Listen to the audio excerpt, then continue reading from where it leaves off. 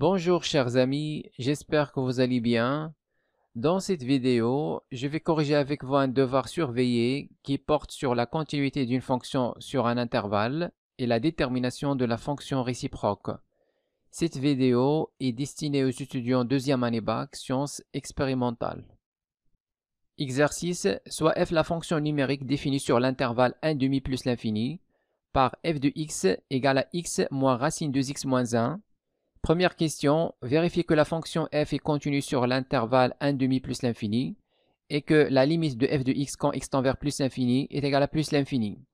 Deuxième question, on admet que f est dérivable sur l'intervalle 1/2 plus l'infini et que, quel que soit x appartient à l'intervalle 1/2 plus l'infini, f' de x égale racine de x moins 1 moins 1 le taux sur racine de x moins 1. Étudiez les variations de la fonction f. Troisième question, soit G la restriction de f sur l'intervalle i égale l'intervalle 1 plus l'infini. Question A, montrez que la fonction g admet une fonction réciproque définie sur un intervalle j à déterminer. Question B, déterminez la monotonie de g-1. Question C, vérifiez que g-1 de 2 est égal à 5 et calculez g-1 de 0. Question D, déterminez g-1 du segment 0,2. Question E, montrez que quel que soit x appartenant à i, g de x égale racine de 2x moins 1 moins 1 le tout au carré, le tout sur 2. Question F, déterminez g-1 de x pour tout x de j. Première question, vérifiez que la fonction f est continue sur l'intervalle 1/2 plus l'infini. Alors la fonction f est définie comme somme de deux fonctions. La première fonction, c'est la fonction qui est associée à x. Et la deuxième fonction, c'est la fonction qui est associée à x, racine de x moins 1. Alors, la fonction qui est associée à x, 2x moins 1, est une fonction polynomiale qui est continue sur R, en particulier sur l'intervalle 1/2 plus l'infini.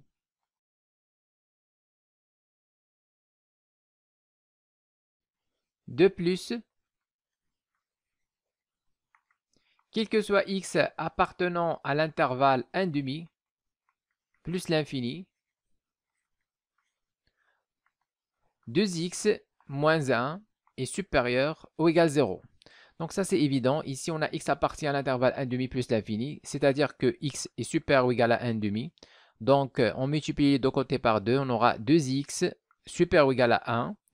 Et puis 2x, à l'autre côté, on va avoir 2x moins 1 supérieur ou égal à 0. Donc ça c'est évident. Alors, la fonction qui est associée à x, racine 2x moins 1, est continue sur l'intervalle 1/2 plus l'infini. La fonction qui est associée à x lui-même est aussi continue sur l'intervalle 1/2 plus l'infini. C'est un polynôme.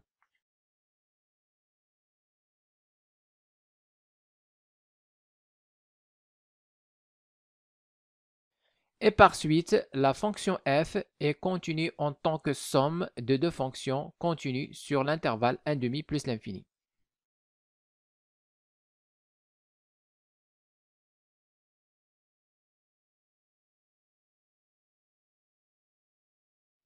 Maintenant, on va vérifier que la limite de f de x quand x tend vers plus l'infini est égale à plus l'infini. Alors, la limite de f de x quand x tend vers plus l'infini est égale à la limite quand x tend vers plus l'infini de x moins racine 2x moins 1. Alors, ça c'est égal à. Donc, si on remplace directement, on a x qui tend vers plus l'infini. 2x moins 1 tend vers plus l'infini aussi, avec la racine, multiplié par sin moins, donc c'est moins l'infini. Donc ça, c'est une forme indéterminée. Alors, pour lever la forme indéterminée, on a deux techniques. La première, c'est de factoriser tout le monde par x. La deuxième, c'est de multiplier par le conjugué. Alors ici, la multiplication par le conjugué ne marche pas. Car x, normalement, c'est racine de x carré moins racine 2x moins 1. Si on multiplie par le conjugué, on va avoir ici, donc la racine va sauter, il reste x carré. Moins, ici la racine va sauter, il reste moins 2x, moins 1. Donc x carré ne va pas se simplifier. Ils n'ont pas le même degré. Donc ici, la seule méthode qui marche, c'est la méthode de factorisation. Donc on va factoriser tout le monde par x. Alors on va voir la limite quand x tend vers plus l'infini de x moins. Alors à l'intérieur de la racine, on va factoriser par x au carré. Donc la racine de x carré facteur 2 sur x moins 1 sur x au carré. Alors x au carré sur x, on va avoir x au carré sur x carré, on va avoir moins 1 avec le signe ici. Alors on factorise ici par x carré, car lorsqu'on va séparer cette racine, on va avoir racine x carré qui est x. Alors ça c'est égal à la limite quand x tend vers plus l'infini de x moins, ici on sépare la racine, je vais avoir racine de x carré égale normalement la valeur absolue de x. Et comme x est au voisinage de plus l'infini, c'est-à-dire positif, donc ça c'est exactement x. Alors on va voir ici x, racine 2 sur x moins 1 sur x au carré. Maintenant, on factorise les deux avec x. Donc on va voir la limite quand x tend vers plus l'infini, x facteur. Ici, il reste 1, moins. Ici, elle reste la racine. 2 sur x, moins 1 sur x au carré. Alors, ça, c'est égal à. Maintenant, on calcule la limite. Alors, ici, on a 2 sur x tend vers 0. 1 sur x carré aussi tend vers 0. Donc, toute cette racine tend vers 0. Il reste uniquement 1. 1 fois plus l'infini, c'est plus l'infini. Alors, on a la limite quand x tend vers plus l'infini de 2 sur x égale à la limite quand x tend vers plus l'infini de 1 sur x carré est égal à 0. Alors, la limite de f de x quand x tend vers plus l'infini est égal à, donc ici on va avoir 1 fois x qui tend vers plus l'infini, donc c'est plus l'infini. De le résultat.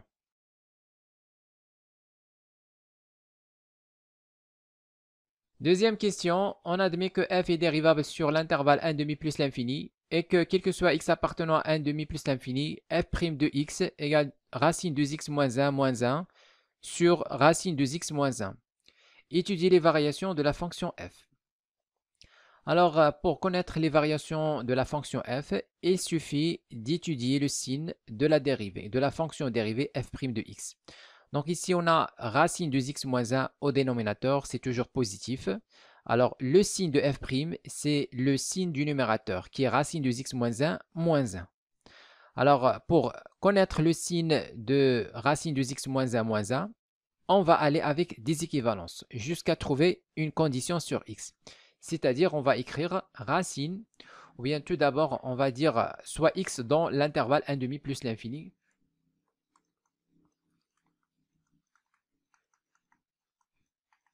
Alors, on va prendre le numérateur racine 2x moins 1 moins 1. On va dire supérieur ou égal 0, équivalent à. Donc, on va chercher les x qui vérifient que ce numérateur soit positif. Alors, moins à l'autre côté, on va avoir racine 2x moins 1 supérieur ou égal à 1. Maintenant, on va mettre les deux côtés au carré. On va avoir ici racine au carré. Donc, la racine va sauter. Il reste 2x moins 1. On va écrire ça. Alors, racine au carré supérieur ou égal à 1 au carré. Alors, équivalent à. Donc, la racine ici va sauter. Il reste 2x moins 1.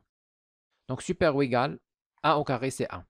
Alors, équivalent à, on va avoir 2x moins à l'autre côté. On va avoir 1 plus 1, c'est 2. Donc, supérieur ou égal à 2. Alors, équivalent à, on simplifie par 2, il reste x supérieur ou égal à 1.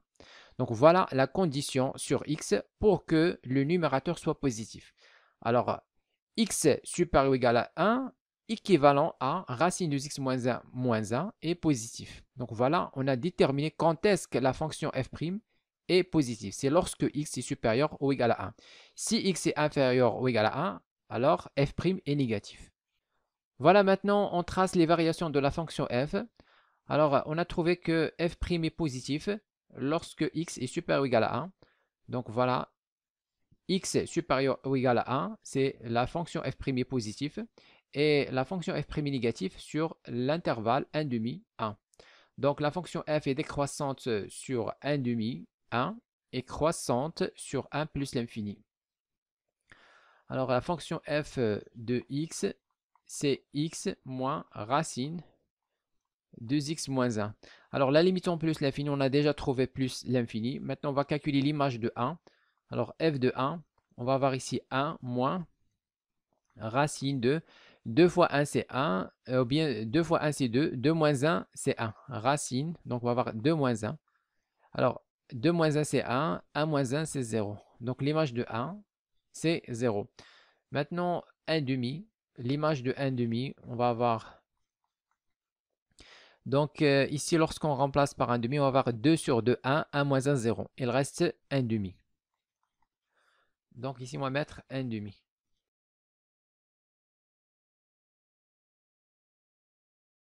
Troisième question, soit j'ai la restriction de f sur l'intervalle i égale à 1 plus l'infini. Petit a, montrer que la fonction g admet une fonction réciproque définie sur un intervalle j à déterminer.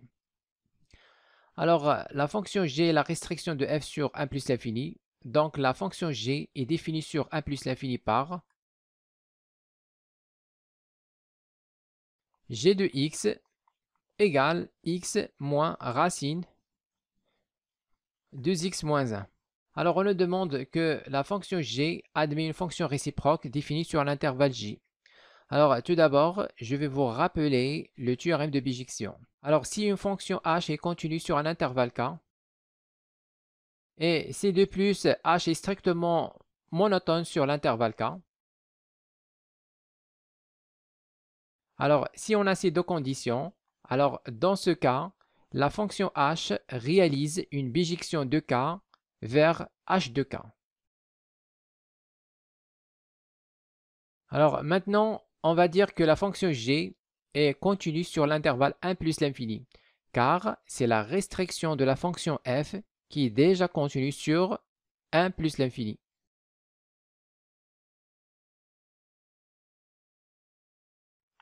Donc on a déjà montré que la fonction f est continue sur l'intervalle 1 plus l'infini dans la question 1.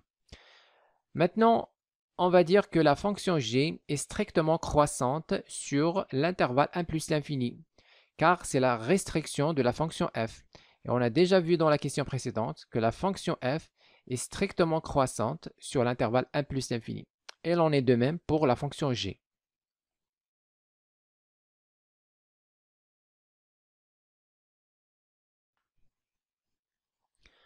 Alors, la fonction g est continue sur l'intervalle 1 plus l'infini, est strictement croissante sur l'intervalle 1 plus l'infini. Alors, d'après le théorème de bijection, on déduit qu'il réalise une bijection de 1 plus l'infini vers l'image de 1 plus l'infini par la fonction g.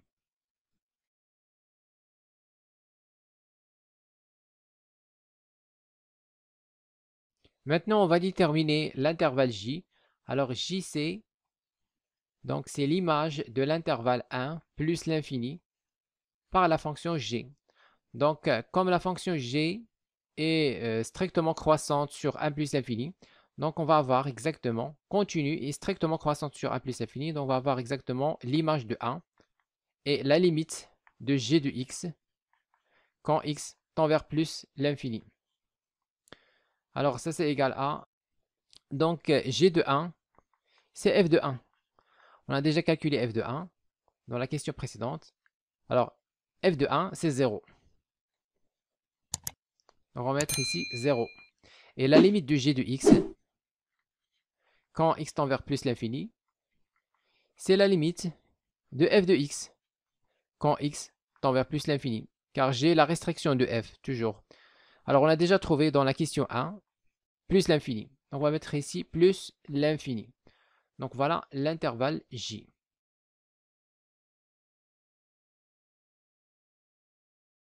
Question B, déterminer la monotonie du G-1. Alors d'après le cours, on sait que G et G-1 ont le même sens de variation, c'est-à-dire la même monotonie. Alors on sait que G et G-1 ont la même monotonie. Et comme G est strictement croissante sur l'intervalle 1 plus l'infini, d'après ce qui précède, donc voilà, la fonction G est strictement croissante sur 1 plus l'infini, et l'on est de même pour la fonction G-1. Donc G-1 est strictement croissante sur son domaine qui est J, égal à 0 plus l'infini.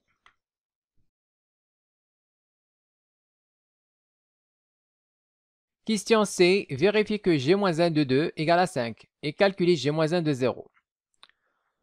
Alors, pour déterminer G-1 de 2, donc G-1 de 2 égale à 5, c'est équivalent à, donc 2 égale à G de 5. Donc il suffit de montrer que G de 5 égale à 2. Donc on va calculer G de 5. On a G de 5 égale. Donc la fonction G est définie par x moins racine de x moins 1.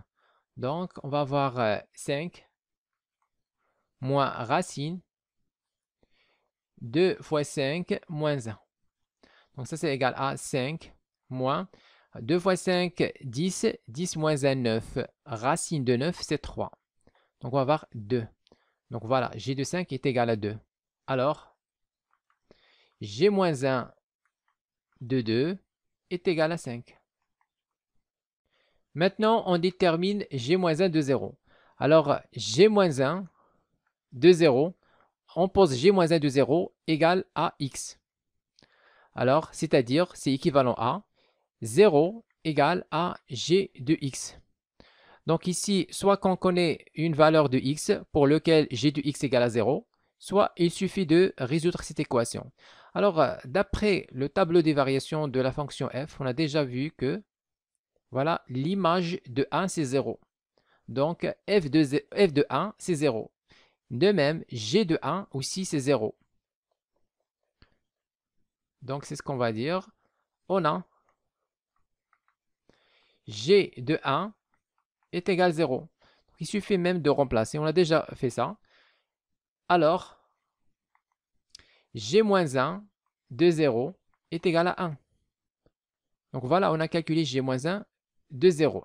Donc ça vaut 1.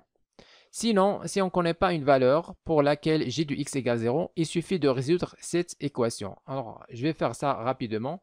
Alors, g de x, ou bien g-1, donc g-1 de 0 égale à x. Donc on pose x et on cherche x. Alors, c'est équivalent à 0 égale à g de x.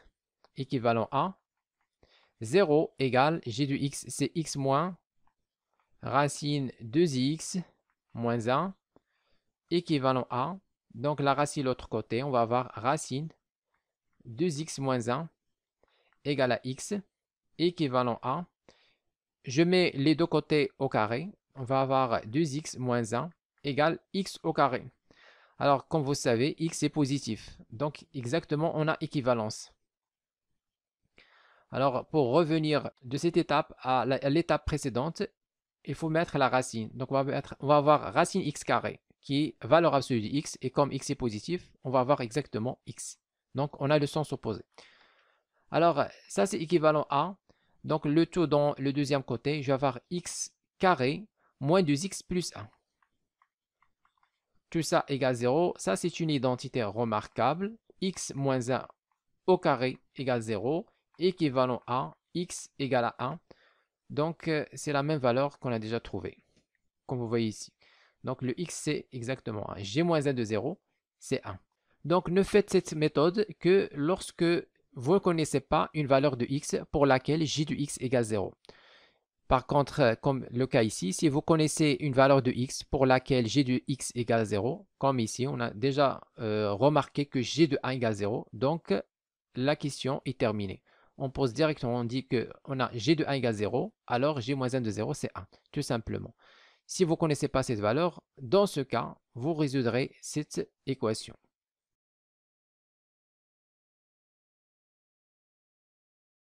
Question D, déterminer g-1 du segment 0,2. Alors, on a, d'après la question précédente, g-1 de 0 égale à 1 et g-1 de 2 égale à 5. Et comme la fonction g est strictement croissante sur l'intervalle 0 plus l'infini, alors, donc l'image du segment 0,2 par la fonction g-1 est égale à 1. Donc, on va voir, c'est le segment. Donc, l'image d'un segment par une fonction continue qui est g-1 est aussi un segment. Donc, on va avoir le segment g-1 de 0, virgule, g-1 de 2. Car la fonction g-1 est strictement croissante. Donc, on garde le même ordre. Alors, g-1 du segment 0,2 et le segment, donc g-1 de 0, c'est 1, donc on remplace par 1. g-1 de 2, c'est 5. Donc l'image de segment 0,2 par g-1, c'est le segment 1, 5.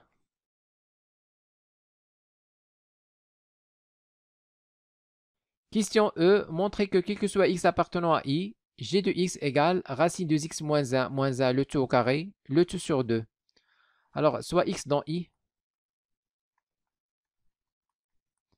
égale à 1 plus l'infini. Alors, on va calculer cette quantité. Donc, on a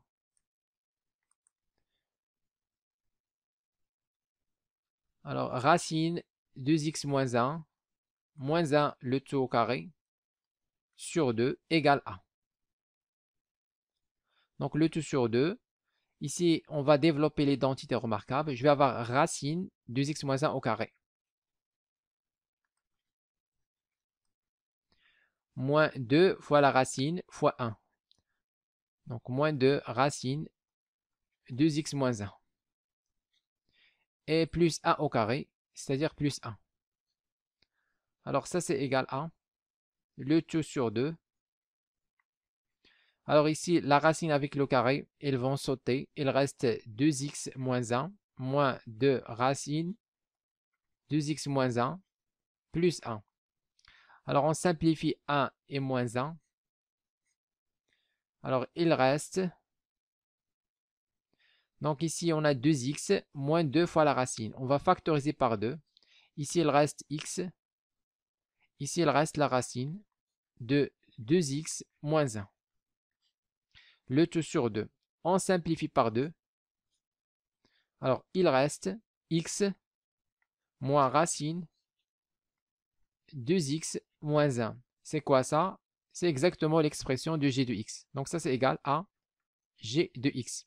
Donc, voilà, on a montré que g de x est égal à racine de x moins 1 moins 1 le tout au carré sur 2. Alors, quel que soit x appartenant à i, g de x égale à le tout sur 2, racine 2x moins 1 le tout au carré. De le résultat.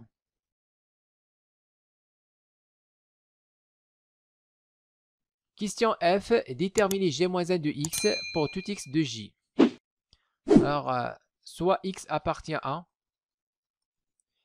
et y appartient à. Alors, on va écrire g-1 de x égale y équivalent à. Alors, x doit appartenir au domaine de g-1 qui est l'intervalle j. Alors, l'intervalle j, on a déjà trouvé que c'est 0 plus l'infini. Et ici, y appartient à l'intervalle i, qui est 1 plus l'infini. Alors, g-1 de x égale y, équivalent à. Ici, je vais appliquer g dans les deux côtés de cette équation. Je vais avoir g de g moins 1 de x, c'est-à-dire x égale à g de y. Alors, équivalent à x égale. Alors maintenant, on va remplacer dans l'expression de g. Alors voilà l'expression de g. Donc n'utilisez pas l'autre expression qui est x moins racine 2x moins 1. Alors si vous utilisez cette expression, vous allez trouver des problèmes concernant l'équivalence. Alors, vaut mieux utiliser l'expression de la question précédente, c'est-à-dire on va écrire racine. Alors à la place de x, on va mettre y, racine 2y moins 1 et moins 1, le tout sur 2 avec le carré ici. Alors ça c'est équivalent à, donc on va avoir 2x égale racine de y moins 1, le tout au carré, équivalent à. Donc ici, je vais mettre la racine dans les deux côtés. Donc bien sûr, x est positif, comme vous voyez ici, appartient à 0 plus l'infini. Donc on va avoir racine 2x égale à la racine du carré. Alors la racine du carré, il reste la valeur absolue. Donc valeur absolue de racine 2y moins 1. Moins 1. Alors racine au carré de x, c'est quoi? C'est valeur absolue de x. Donc ici, on a appliqué la racine dans les deux côtés. Donc ça, c'est équivalent à. Donc on va avoir, ou bien on va tout d'abord éliminer la valeur absolue. Alors comme y appartient à l'intervalle i qui est 1 plus l'infini, alors racine de 2y moins 1 est supérieur ou égal à 0. Donc ça c'est évident, puisqu'on va avoir ici y supérieur ou égal à 1, car il appartient à 1 plus l'infini. Donc y supérieur ou égal à 1. Et donc 2y supérieur ou égal à 2. Et 2y moins 1 supérieur ou égal à 1. Alors on va mettre la racine. Racine 2y moins 1 supérieur ou égal à racine de 1 qui est 1. Maintenant je retranche 1. Je vais avoir racine. Donc je vais avoir racine 2y moins 1. Moins 1 supérieur ou égal à 0. Donc voilà. Alors, on va avoir g-1 de x égale y, équivalent à. Donc ici, on a racine 2x égale à. On va enlever la valeur absolue, car racine 2y moins 1 est positif ou nul. Alors, pour déterminer g-1, il suffit de déterminer y en fonction de x, bien sûr, équivalent à. Donc ici, on va rassembler les expressions qui contiennent y dans un côté. Donc on va garder ça, racine de 2y moins 1 égale à, moins à l'autre côté, je vais avoir 1 plus racine de 2x. Donc ça c'est équivalent à, ici on va mettre les deux côtés au carré. On va avoir 2y moins 1 égale à 1 plus racine de 2x au carré. Alors, racine de x, c'est positif. Lorsqu'on ajoute 1, c'est toujours positif. Donc, on a le sens inverse. Alors, ça, c'est équivalent à. Alors, maintenant, on va pour déterminer y, on va faire passer moins à l'autre côté et diviser par 2. Donc, on va avoir 2y égale 1 plus. Donc, on va avoir 1 plus racine 2x au carré. Et on divise par 2. Donc, équivalent à, on va avoir y égale, donc le tout sur 2. Ici, on va avoir 1 plus, on développe cette identité. Je vais avoir 1 au carré, c'est 1, plus racine de x au carré, c'est 2x, plus 2 fois 1 fois la racine de x. Donc, on va avoir 2 racine 2x. Donc, ça, c'est équivalent à y égale à 1 plus 1, 2. Donc, le tout sur 2. 1 plus 1, 2. Et puis, on va avoir 2x plus 2 racine de 2x. Maintenant, on va factoriser par 2 tout le monde et on va simplifier. Alors, ça, c'est équivalent à y égale Alors, 2 facteur 1 plus x plus racine de x, le tout sur 2. Et on simplifie par 2. Alors, ça, c'est équivalent à y égale, il reste 1 plus x plus racine de x, c'est-à-dire racine de 2 fois racine de x. Donc, voilà y, c'est-à-dire, ça, c'est l'expression de la réciproque g-1. Alors, quel que soit x appartenant à l'intervalle j, on a g-1 de x égale à cette expression qui est x plus racine de 2 fois racine de x et plus 1.